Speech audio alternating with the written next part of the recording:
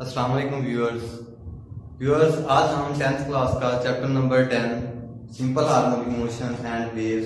اس کا next lecture discuss کریں گے، جس میں ہم نے پڑھنا ہے relation ship between velocity, frequency and wave length. Velocity, frequency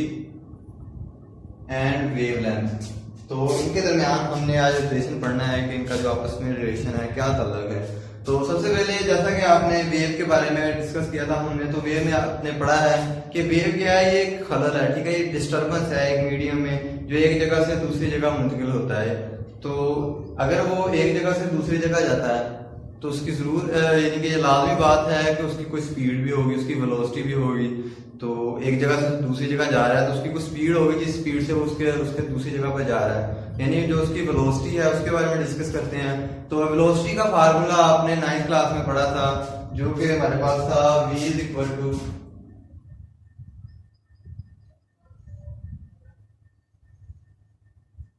d over t،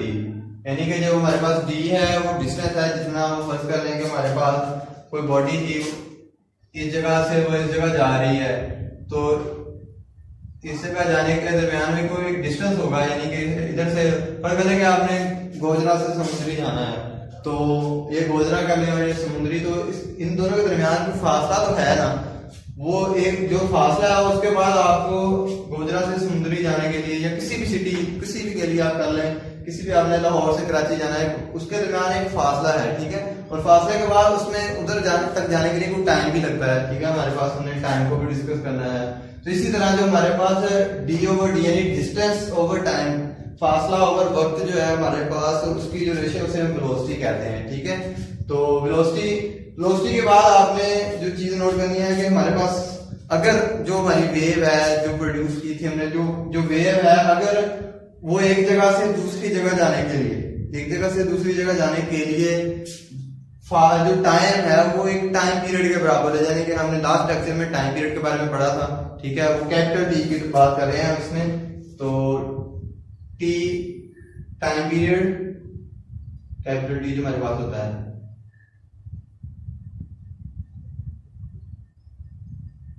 یہ ہم نے اس میں ڈفرنس کے لیے چینجنگ کرنی ہے کہ ہمارے پاس اگر وہ جو ٹائم ہے وہ ٹائم پیریڈ کے ایکول ہو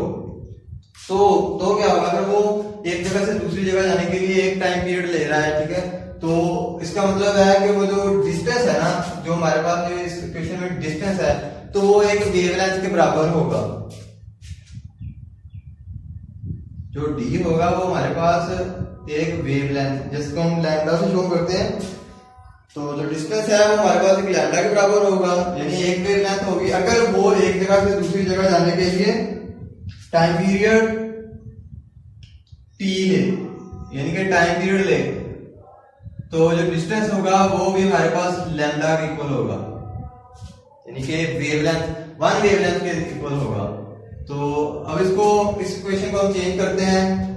وہ ہمارے پاس بن جائے گی اب v is equal to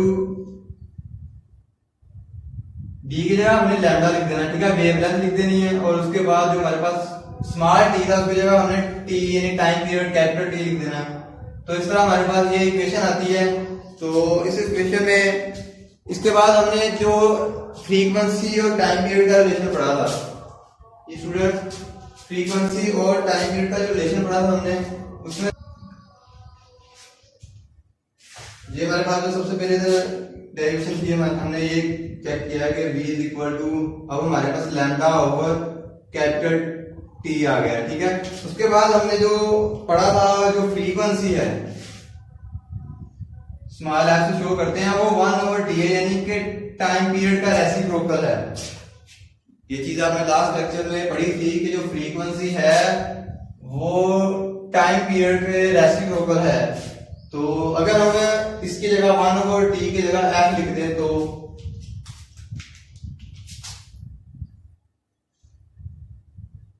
یعنی اس کو میں ایک دفعہ آپ کو بتاتا ہوں کیسے کرنا ہے. ہم نے اس کو تھوڑا سا چینج کیا ہے، یعنی کہ سمپل بنا دیا کہ 1 over T multiply by lambda, یہ دوبارہ یہ بھی بن جائے گا. اگر ہم اس پوائنٹ کی جگہ 1 اوور ٹی کی جگہ ہم ایف لکھ دیں یعنی فریکوینسی نوٹ کر لیں، تو پھر ہمارے پاس جو ہوگا وہ v is equal to F lambda, यानी हमारा जो रिलेशन है उसमें हमने अब जो चीज हमारे पास ये जो आ गया है, यानी मैं तो लिख देता हूँ v is equal to F lambda. तो सबसे पहले हमें जो क्वेश्चन है जिसको हम डिस्कस कर रहे थे, हमारे पास रिलेशनशिप था बिटवीन वेलोसिटी,